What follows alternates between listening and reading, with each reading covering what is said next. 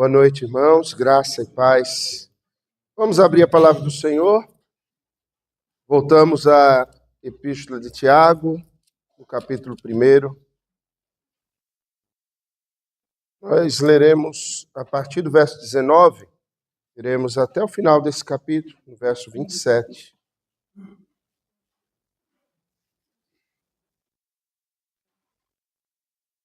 Tiago, capítulo 1, a partir do verso 19, diz assim: Sabeis estas coisas, meus amados irmãos. Todo homem, pois, seja pronto para ouvir, tardio para falar, tardio para se irar. Porque a ira do homem não produz a justiça de Deus. Portanto, despojando-vos de toda impureza e acúmulo de maldade, acolhei com mansidão a palavra em vós implantada, a qual é poderosa para salvar a vossa alma. Tornai-vos, pois, praticantes da palavra, e não somente ouvintes, enganando-vos a vós mesmos. Porque se alguém é ouvinte da palavra e não praticante, assemelha-se ao homem que contempla no espelho o seu rosto natural, pois a si mesmo se contempla e se retira e para logo se esquece de como era a sua aparência. Mas aquele que considera atentamente na lei perfeita, lei da liberdade, e nela persevera, não sendo ouvinte negligente, mas operoso praticante, esse será bem-aventurado no que realizar. Se alguém supõe ser religioso, deixando de refrear a língua, antes, enganando o próprio coração, a sua religião é vã. A religião pura e sem mácula para com o nosso Deus e Pai é esta: visitar os órfãos e as viúvas nas suas tribulações, e a si mesmo guardar-se incontaminado do mundo. Amém. Irmãos, temos tratado nesses dias, desde sexta-feira, acerca da suficiência das Escrituras como o nosso conselho de Deus para a nossa vida. A palavra de Deus é o conselho do Senhor para todos os homens, não apenas para os crentes. É o conselho de Deus para todos quantos vierem a nascer nesse mundo, tantos quantos já tenham nascido e passado por aqui. De maneira que, pela palavra de Deus, nós vivemos, pela palavra de Deus, nós morremos. A palavra de Deus é aquela lei que será apresentada a todos os homens no último dia. E ou nós estamos submissos à palavra do Senhor e nos encontramos justificados não porque fomos capazes de, pelas nossas próprias forças, cumpri-la de maneira completa, mas estamos submissos a ela e estamos também sujeitos aos méritos de Cristo, que sendo o justo, cumpriu todas as coisas. Nós, estando sob essa palavra, recebemos também a justiça de Deus e somos recebidos, portanto, na sua presença como filhos. Lembro de uma irmã que há muito tempo atrás estava na igreja e ela crescera, ou melhor, fora jovem comigo na mesma igreja. A igreja que eu pastoreio hoje é a igreja na qual eu fui jovem, na qual me casei e voltei para ela anos depois para pastoreá-la. E reencontro amigos, reencontro colegas da época de juventude, né? De quando ainda era magro, de quando tinha cabelo, né? E não tinha cabelos brancos dos que restaram. E numa escola dominical, no domingo de manhã, eu falava sobre a suficiência das Escrituras. E dizia que a palavra de Deus, exatamente essa frase, que a palavra de Deus, ela é a lei de Deus sobre todos os homens. E no final da classe de escola dominical, aquela outrora jovem comigo na igreja veio conversar comigo e disse: eu não posso concordar com o senhor. Então ela não me chamou de pastor. Eu disse: eu não posso concordar com você, Vitor, até porque a gente cresceu ali como jovem e tem essa liberdade. E eu disse: por quê? Porque a Bíblia ela só vale para os crentes. Ela não vale para os outros, não. Ela só é a lei de Deus para aqueles que creem nela. Para quem não crê, ela não é a lei de Deus. Eu disse: você acha que o mundo será julgado por que lei? Os homens serão cobrados de que regra? Qual será o padrão com que Deus julgará o mundo? Será a palavra de Deus. A palavra de Deus ela não precisa do testemunho dos homens para que ela tenha valor ou seja soberana sobre a vida dos homens. ela tem valor e é soberana sobre a vida dos homens simplesmente porque ela tem testemunho do Espírito Santo de Deus. Porque é o Senhor quem a preserva, é o Senhor quem a inspirou, porque ela é a palavra de Deus. Não há nenhum livro, não há nenhum escrito humano que tenha sobrevivido, atravessado os séculos, de maneira como a palavra de Deus. O livro mais perseguido, mais amado e, ao mesmo tempo, mais odiado de todos os tempos. Queimado, lançado nas fogueiras, indesejado, proibido de sua leitura. Até mesmo a igreja, outrora, cristã, católica, romana, proibia a leitura das Sagradas Escrituras, dizendo que a sua interpretação era perigosa. E um papa chegou a dizer: é perigoso deixar as pessoas lerem a Bíblia, porque elas podem ter ideias perigosas. É como naquele livro de Eli, né? Aquele filme, O Livro de Eli. Todo mundo quer o livro, e é interessante, o livro ele era em braille, ninguém saberia ler, e ele havia decorado o livro inteiro, e ele havia guardado esse livro na sua mente. Parece que aquele filme, propositalmente ou não, nos remete a uma realidade que deveríamos perseguir. Escondi a tua palavra no meu coração, para não pecar contra ti. Guardarmos a palavra do Senhor no nosso coração e na nossa alma. Olhamos hoje de manhã o livro de Tiago e nessa manhã vimos a bem-aventurança do perseverarmos em meio às provações, a perseverança. E no verso 25, que lemos agora à noite, Tiago retorna a esse tema da perseverança, quando ele diz, então, que se deve perseverar na lei perfeita, se deve perseverar na lei da liberdade. É nessa lei perfeita e nessa lei da liberdade que está, portanto, a nossa bem-aventurança. E a possibilidade de nos mantermos firmes no meio das provações, citadas no verso 12, está em exatamente permanecermos nessa lei perfeita, uma lei que é a lei da liberdade. É interessante, se você olha a palavra de Deus, você observa, por exemplo, os 2 primeiros salmos, e os citamos na sexta-feira, não foi, pastor? Tendo lido hoje de manhã, na abertura do culto, e vemos o amor e o desejo daqueles que amam a Deus, de aprenderem a sua palavra, e eles dizem, ela é a minha meditação dia e noite. Ou no Salmo 1, ela diz que o justo é como a árvore plantada junto a ribeiros de águas, que dá o seu fruto na estação própria. Ele medita na lei do Senhor dia e de noite. O crente, aquele que foi alcançado pelo Senhor Jesus, o indivíduo que teve o seu coração transformado, que nasceu de novo, ele ama a palavra de Deus, ele ama os mandamentos de Deus, conquanto esses mandamentos muitas vezes o repreenda, muitas vezes o fira, diga que ele está errado, ele assim ainda ama a palavra de Deus, porque ele sabe que ali o amor do Senhor é revelado para com a sua vida.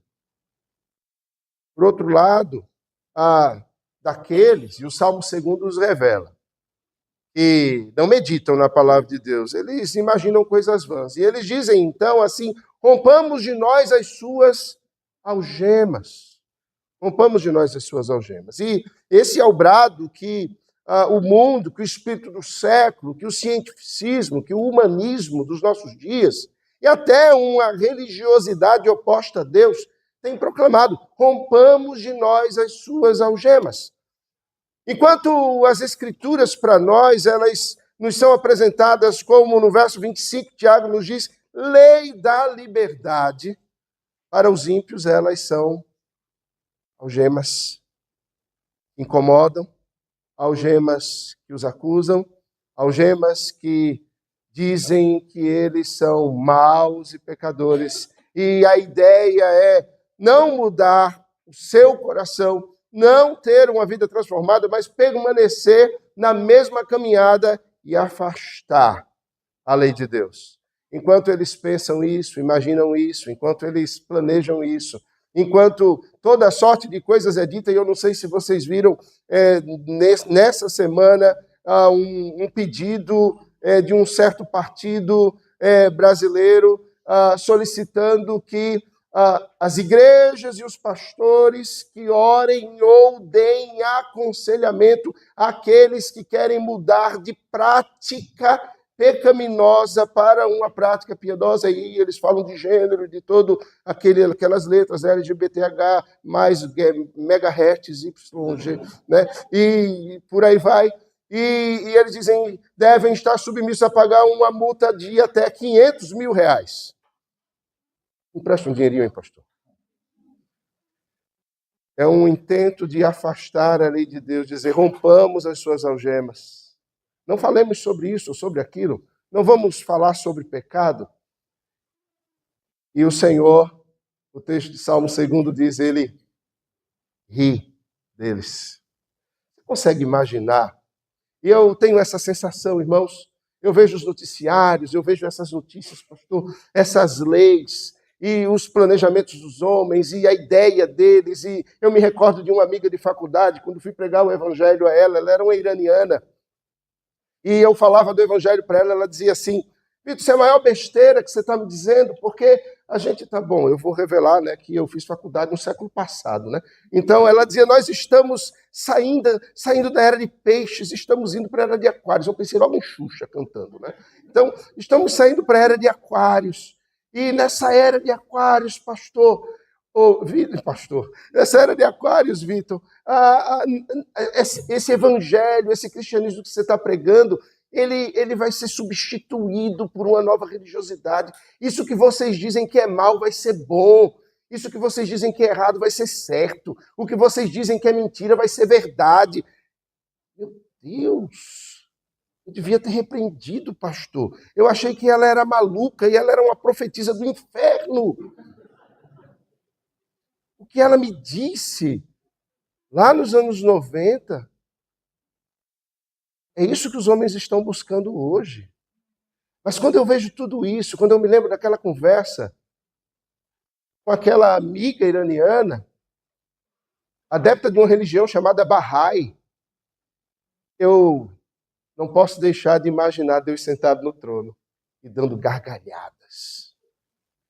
Enquanto o mundo gira, enquanto o mundo dá cambalhotas, enquanto os homens imaginam coisas vãs, Deus olhando para eles e dizendo, eles mal esperam por ver. O meu juízo vai chegar. A minha palavra está acima de todas as coisas. E aquele que persevera no meio desse estado de coisas é bem-aventurado. Perseverar nessa lei perfeita que não é manuseada pelas ideias humanas, que não foi elaborada pelos intentos humanos, mas que é revelada pelo Senhor. Que nos dá a direção, que nos dá a capacidade de lermos o mundo, entendermos os tempos, compreendermos todas as coisas, que nos dá discernimento, que nos torna sábios, que nos capacita para toda boa obra. Nada mais será capaz de nos instruir da maneira que é a palavra de Deus. Eu falei já bastante sobre a questão do despojamento, e não quero me aprofundar mais nesse tema hoje, mas há algo interessante no verso 21 que precisa ser observado. Enquanto no verso 19 nós temos, e tratamos disso também nesses dias, 3 ordens que o Senhor dá, no verso 19 você consegue observá-las assim, num simples olhar, simplesmente nos verbos que estão postos no imperativo. Quando então a ordem é dada a todo homem, pois seja pronto para ouvir, seja tardio para falar, seja tardio para cirar. Prontidão ao ouvir, ser tardio para falar, tardio para cirar, isso nos remete a Efésios capítulo 4, que também tratamos, apontando a necessidade de nos despojarmos de uma língua pronta para proferir impropérios ou dizer palavras que não edificam, ouvidos que interpretam as coisas de maneira decaída, porque, como já vimos, os nossos sentidos, eles foram afetados mesmo. E nós não vimos como deveríamos, nem vemos como deveríamos ver, e no final das contas nós interpretamos as coisas, e é sempre bom termos os ouvidos temperados pela palavra de Deus, para termos graça no ouvir, para pensarmos o melhor. E nesse tema que tratamos nesses dias de sexta-feira e sábado, nos aconselharmos mutuamente a necessidade de uma oitiva graciosa. Tem pessoas precisando falar, irmão. Tem pessoas precisando falar das questões da alma. E elas podem sim falar diante do Senhor. Os salmos que lemos nessa noite, e tantas vezes quanto viermos a ler, nós vemos a respiração da alma. A alma falando com Deus. E Deus dando ouvidos àqueles que vão aos seus pés, buscando graça de sua parte. Mas o Senhor dá de sua graça a nós e nos dá ouvidos para ouvirmos, para nos ouvirmos mutuamente, para termos discernimento ao ouvirmos as vozes do nosso coração, que é enganoso, mas, sobretudo, ouvidos prontos para ouvirmos a voz do Espírito Santo. É essa a palavra que o Senhor dá à igreja do primeiro século, e como essa igreja a quem Tiago escreve, a igreja da dispersão, das 12 tribos que estão dispersas, recebe um livro que vem da parte do Senhor para lhes dar consolo, conforto, alento, fortalecimento e fazer com que eles olhem no meio do turbilhão de acontecimentos da vida para o fato de que Deus tem a história na sua mão e a história da humanidade nada mais é do que a história da redenção. É a história em que Deus opera e revela o seu amor para com a sua criação, especialmente para com os homens que foram feitos à sua imagem e semelhança, e ele os redime. E então o livro de Apocalipse é entregue, escrito e copiado para 7 igrejas. E você se lembra do chamado que é feito nesse livro? Um chamado para ouvirmos. E o chamado é: quem tem ouvidos, ouça o que o Espírito diz às igrejas. Queridos irmãos, o que o Espírito está dizendo às igrejas?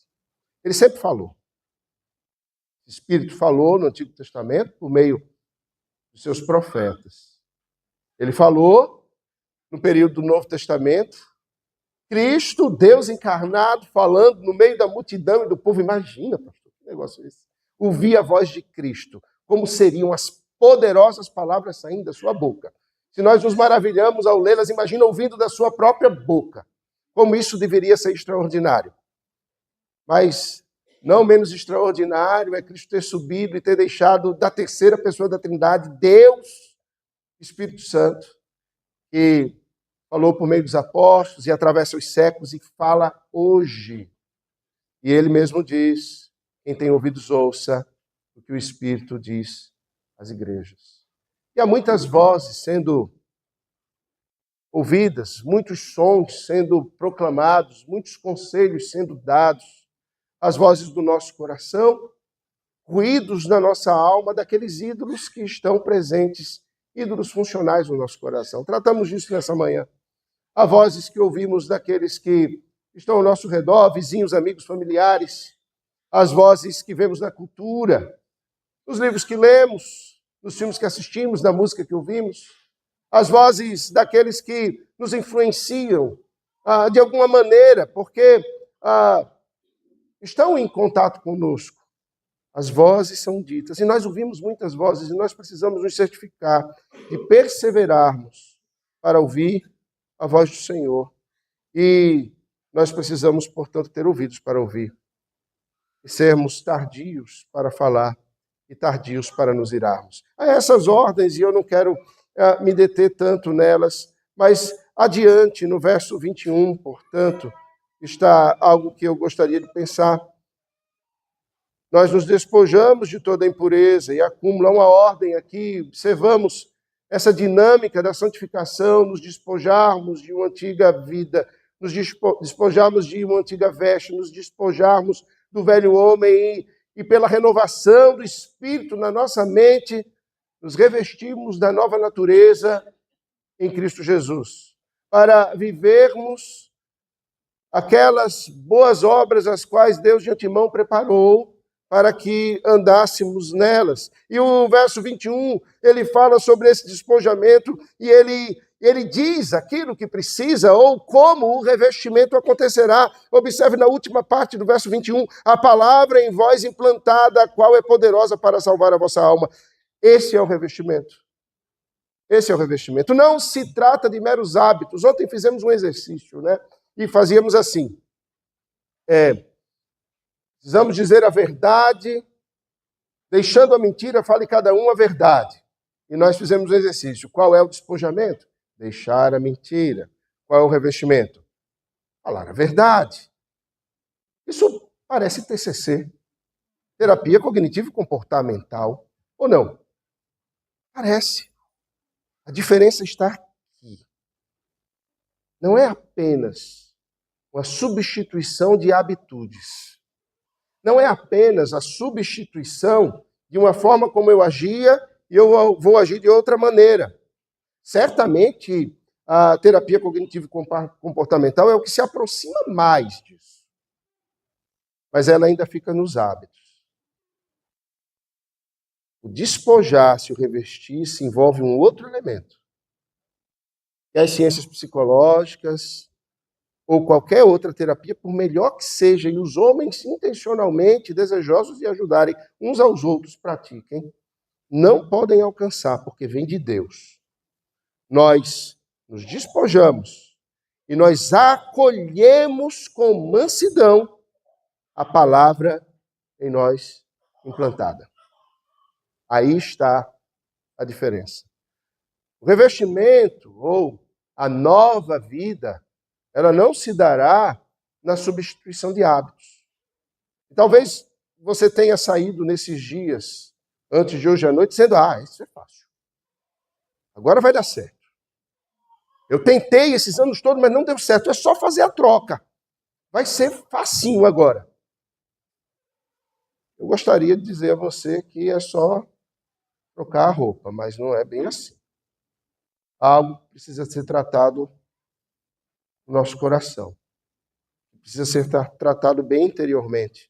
E essa palavra que alcança a alma, que já foi implantada em nós, ela precisa ser acolhida. Percebe? Há uma ordem aqui, acolhei. Essa palavra precisa ser abraçada. Essa palavra precisa ser recepcionada. Ela precisa ser amada. Ela precisa ser colocada nos braços com mansidão. A ideia do espírito manso, não é? De submissão, de se colocar sob o poder dela, de entender que ela é mais poderosa do que as nossas próprias opiniões ou do que qualquer ciência, e nos submetemos a ela. E ela, que é poderosa para nos salvar a nossa alma, ela operará a graça de Deus no nosso coração. Não há outro meio, irmãos, de sermos transformados dia a dia, ou de termos a nossa vida, de alguma maneira, conduzida para um outro patamar da caminhada com Cristo. Quando entendemos mais profundamente as coisas, quando nós nos despojamos de situações que nos prendiam, de pecados que nos escravizavam e de mentalidades que não conseguíamos abandonar, dos medos, da ansiedade, da preocupação, do pânico e de tantas outras coisas que esse mundo nos impõe, e impõe a todos, não apenas aos ímpios. Eu sou daquela época na igreja e muitos devem lembrar disso, em que na igreja se dizia assim, crente não tem depressão. Você lembra disso, pastor? Assim, crente não tem depressão. Quando o crente tem depressão, isso é opressão. Eu digo, meu Deus, leva na Universal do Queijo do Reino e resolve lá. Crentes entristecem. Crentes se deprimem. Crentes têm pânico. Crentes perdem o sono. Isso é um indício de que nós precisamos ir mais aos pés do Senhor para nos desvencilharmos mais das lutas dessa vida, para que a nossa fé seja mais aquecida. Os remédios, eles poderão nos ajudar nas sensações, nos sintomas, mas eles não curam. Não existe medicamento psiquiátrico que cure problemas na alma. próprios psiquiatras compreendem isso. Vão ajudar nos sintomas, vão nos conduzir a um relaxamento, vão fazer com que as ideias aceleradas elas se acomodem, mas não vai curar. A palavra de Deus, por outro lado, ela penetra aonde nenhum homem pode ir, aonde nenhuma química pode chegar. E ela, querendo Deus, é poderosa para nos curar de toda e qualquer situação. Eu não estou dizendo, irmãos, que a depressão, a ansiedade, essas coisas, elas não tenham reflexos adoecedores e precisem ser encaradas como doença também, sim.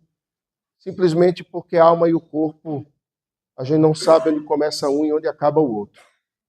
Eles estão tão entrelaçados que aquilo que é espiritual se torna material em nós. Sintomas adoecedores, doenças acabam se instalando de maneiras somatizadas em nós.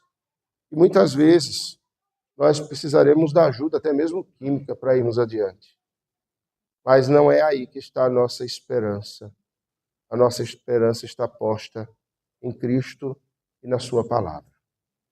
Irmãos, nós precisamos olhar para todo esse texto que lemos e perceber que há uma ordem, há muitas ordens sendo dadas. Observe, os verbos, todos eles praticamente estão postos no imperativo. O verso 22 vem também dessa forma, tornai-vos.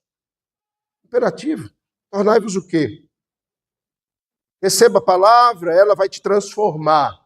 Ela vai mudar a tua mente, ela vai mudar os teus sentidos, ela vai fazer com que você perceba as coisas de um jeito que você nunca percebeu. Ela vai abrir os teus olhos para ver cores, os teus ouvidos para ouvir a voz, vai fazer com que você perceba a presença de Deus, vai fazer com que você tenha os seus sentidos transformados. Ele diz assim, mas não é só as sensações, há uma vida prática. Tornai-vos, pois, praticantes da palavra, e não somente ouvintes, enganando-vos a vós mesmos. Tiago, ele fica, trolando a gente. Existe esse termo aqui, trollar? Né? Acho que Tiago fica trolando seus ouvintes. Ele diz assim, sede prontos para ouvir. Aí você diz assim, é só ouvir então, tá bom. Aí quando chega no verso 22, ele diz assim, ei, presta atenção, não basta ouvir não, tá? Eu diz, ei, cara, tá me trolando?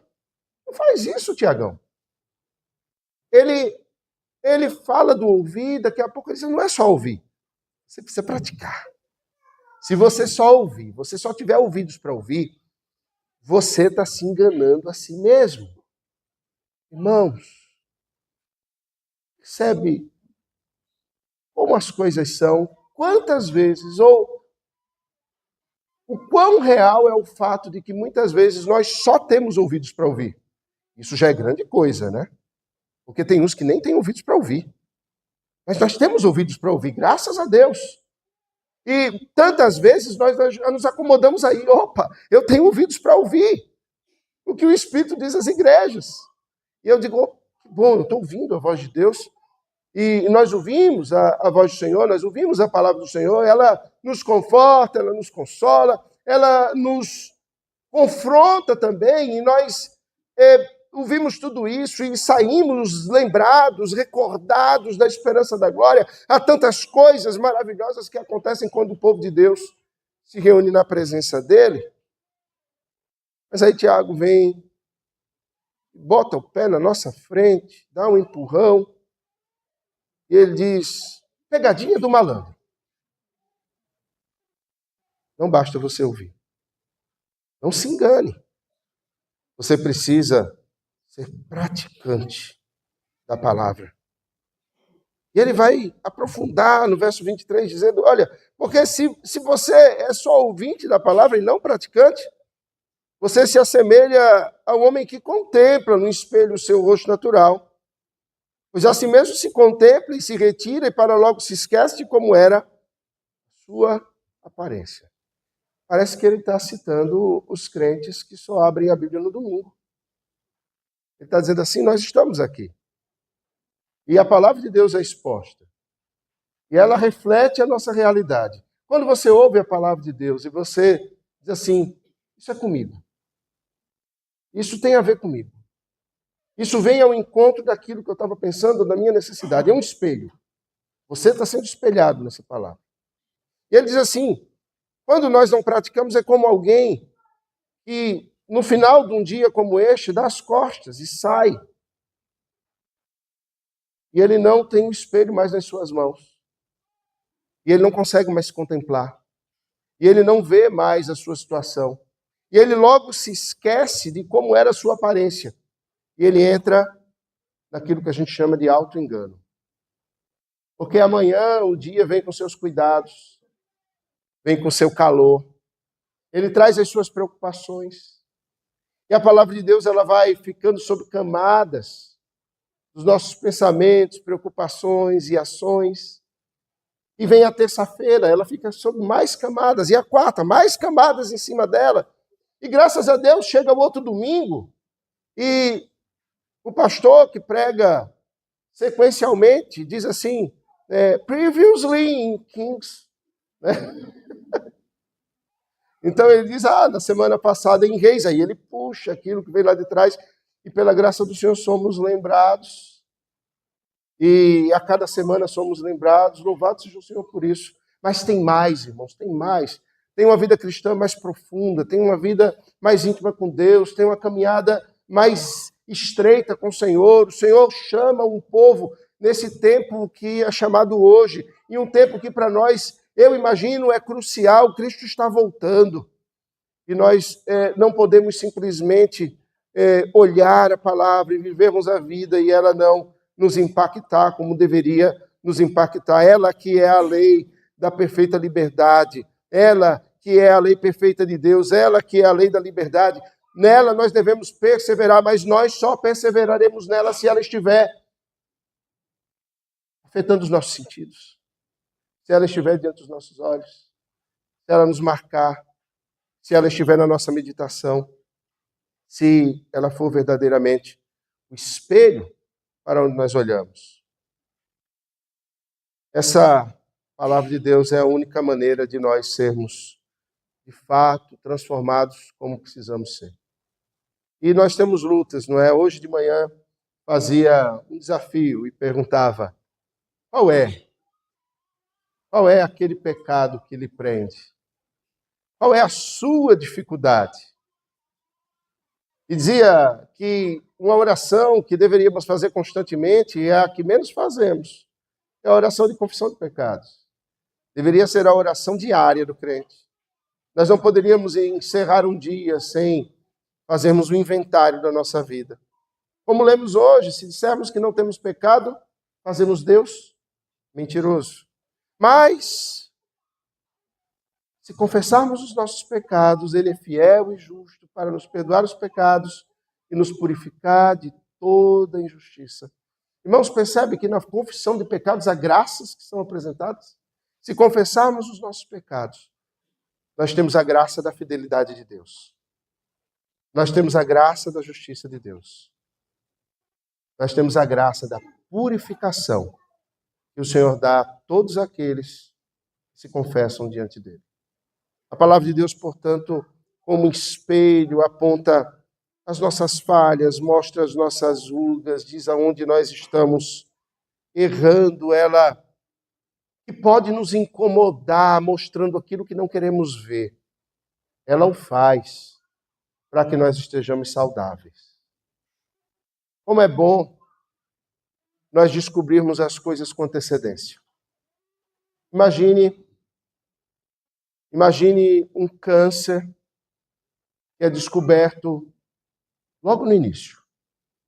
As condições de tratamento dessa enfermidade, a possibilidade de cura dela é uma.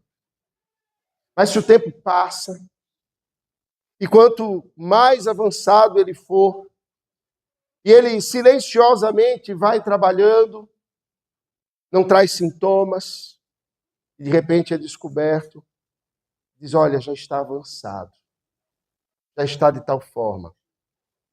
O Senhor não tem para ele avanço ou não avanço, se ele curar, ele cura do jeito que ele quiser. Mas a medicina vai dizer, olha, se fosse mais cedo, teria mais chances. A vida cristã, irmãos, a palavra de Deus é como ir ao médico toda semana. Quando abrimos a palavra de Deus, é como estarmos num médico todos os dias. E ela aponta onde de repente há situações, e quanto mais cedo nós visualizarmos nesse exame da nossa alma, nessa tomografia do nosso ser que a palavra de Deus faz, mais saudáveis nós caminharemos. Porque além dela trazer o resultado do exame, ela mesma é o próprio remédio. Imagine você entra numa máquina e de repente, naquela máquina, o exame de imagem mostra que há um problema dentro de você e o médico diz assim, não saia daí não, porque você vai ficar mais um tempo e essa máquina vai lhe curar. Bom, a medicina nunca fez isso. Não foi capaz de fazer. Mas a palavra de Deus, ela faz isso. Ao ponto que ela mostra onde está o problema, nós permanecemos nela e ela nos cura. Imagina, um exame que ao mesmo tempo detecta e cura. Vamos inventar esse negócio de ficar rico? Imagina. Irmãos, nós temos o maior dos instrumentos dados por Deus às suas criaturas, aos seres humanos. Nós temos o mapa que nos conduz à vida eterna. Nós temos a lei da perfeita liberdade. Nós temos o Evangelho. Nós temos a lei de Deus, que é a sua palavra, e ela é suficiente para a nossa vida. Mas não apenas para ouvirmos, para nós nos vestirmos, revestirmos dela, para nós a praticarmos. E no verso 25, Tiago vai adiante e diz, persevere nela, é aí que está a bem-aventurança. Persevere nela. O verso 12 diz lá, bem-aventurado o homem que suporta com perseverança a provação. Agora ele diz, essa perseverança é na palavra, não como mero ouvinte, mas como operoso praticante. Sim, será bem-aventurado no que realizar. Quer ser muito abençoado? Quer ser conduzido nos caminhos dessa vida com firmeza nos seus passos? É compreender como o salmista compreendeu no Salmo 119. Lâmpada para os meus pés é a tua palavra, e luz para os meus caminhos. Aqueles que não caminham com a palavra, que é a lâmpada e que ilumina o caminho, andam no escuro. E eles tropeçam, e eles correm risco. Nós temos a palavra de Deus que revela o escondido, traz a lume o que está em oculto. Nós somos o povo que pode caminhar por esse mundo de escuridão, sabendo aonde estamos pisando, tendo discernimento de onde estão os perigos, tendo discernimento de todas as coisas. Irmãos, eu quero caminhar para o final, e o texto, ele aborda nos versos 26 e 27 algo que é muito interessante, que parece desconectado, né, de todo o resto. Não é, pastor? Parece desconectado, né? Ele vem falando de ouvir, de ser tardio para falar, de ser tardio para cirar. Ele fala, não é, de se revestir da palavra, ele fala de se tornar operoso praticante das Escrituras, e de repente ele vem com um negócio de volta para refrear a língua, tudo bem, aí a coisa parece, mas de repente ele vem falar de órfão, de viúva. Né? Se alguém supõe ser religioso, deixando de refrear a língua, antes se enganando o próprio coração, a sua religião é vã. A religião pura e sem mácula, para com o nosso Deus e Pai é esta, visitar os órfãos e as viúvas nas suas tribulações, e assim mesmo guardar-se incontaminado do mundo. Duas ações, uma ação para dentro e uma ação para fora. Aqueles que são alcançados pelo Evangelho, e não apenas o ouvem, mas vivem o Evangelho. Não há como eles não se santificarem. Eles se guardam do mundo para viverem de modo incontaminado ou de modo santo. Guardar-se do mundo não é simplesmente a gente fazer como no período monástico, do início do período monástico, lá para o século III e IV, quando as pessoas saíam correndo por meio do mato, vinham escondidas. Né? Você tem lá Simão, que sobe num poste, passa 30 anos morando em cima do poste. Não me pergunte como ele faz. É sério. É sério, não sabiam disso não. Depois vocês perguntem ao pastor. É sério. Lá no quarto século teve umas loucuras, né? Teve umas loucuras. E um dos pais aí do monasticismo foi Simão, que passa 30 anos morando em cima de um poste. Ele manda erguer um pilar, devia ser algo mais largo, e ele passa 30 anos morando ali em cima. Bom, como ele fazia as necessidades, eu não faço a mínima ideia. Mas ele morava em cima daquele poste. Santo Antão, já ouviram falar de Santo Antão? Santo Antão é um dos pais do catolicismo ortodoxo. Passou 40 anos morando numa caverna. Um ermitão. A gente não está falando sobre isso. E a ideia de viver incontaminado, se separar do mundo, era isso. Inclusive uma ideia oposta ao ser igreja. Porque qual é o significado do termo igreja? Tirados para fora. Nós somos separados do mundo. Nós somos tratados pelo Espírito Santo de Deus. E nós somos enviados ao mundo como ovelhas ao covil de lobos. Nós somos lançados nas arenas para anunciarmos o Evangelho. Nós somos lançados nos covis dos leões. E o Senhor pode fechar a boca deles ou não. O Senhor nos envia de volta ao mundo. Nos mantemos incontaminados do mundo, irmãos, não significa nós vivemos uma dualidade no mundo. Significa nós nos envolvermos com as necessidades que há no mundo. E a necessidade maior do que órfãos e viúvas. É um exemplo que Tiago dá. Ele está dizendo o Evangelho, ele não passa ao largo. O Evangelho verdadeiro, a verdadeira religião, não fecha os olhos.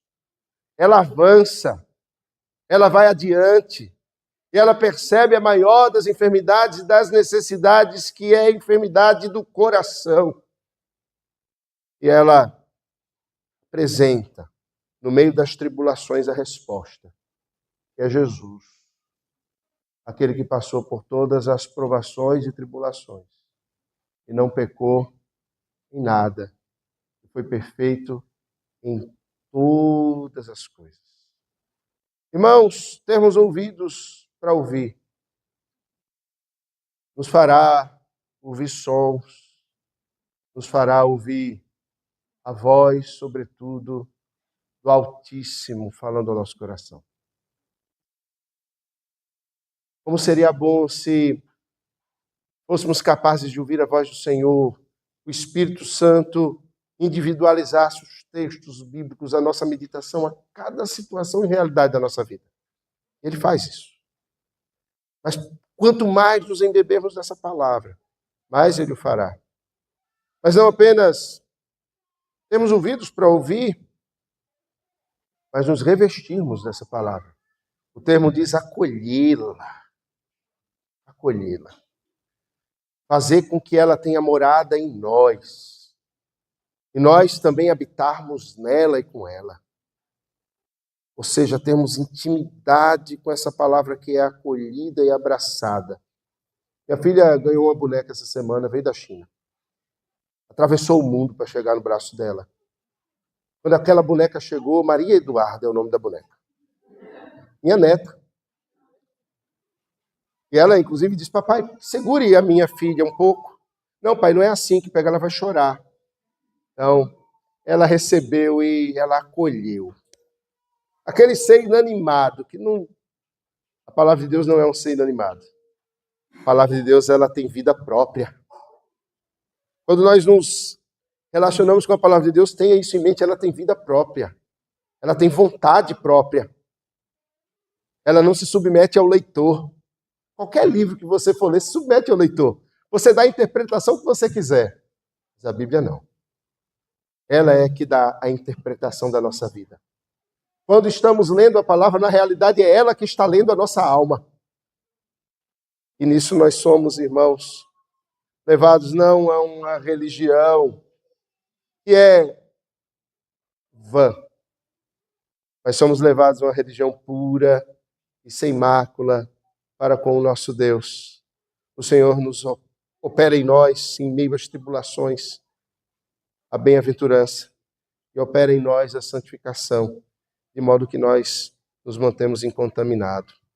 Tiago 1, 19 a 27, esse texto que nós lemos, irmãos, é um chamado a uma vida autêntica diante dos olhos de Deus. Aquilo que os puritanos chamavam de coram Deo. Nós somos chamados a viver diante dos seus olhos. E nós não podemos nos contentar, irmãos, com uma fé nominal, uma religião superficial ou uma mera tradição. O Senhor Jesus, nosso Rei Salvador, ele nos convoca para uma vida mais profunda, onde a fé, a prática, são completamente inseparáveis.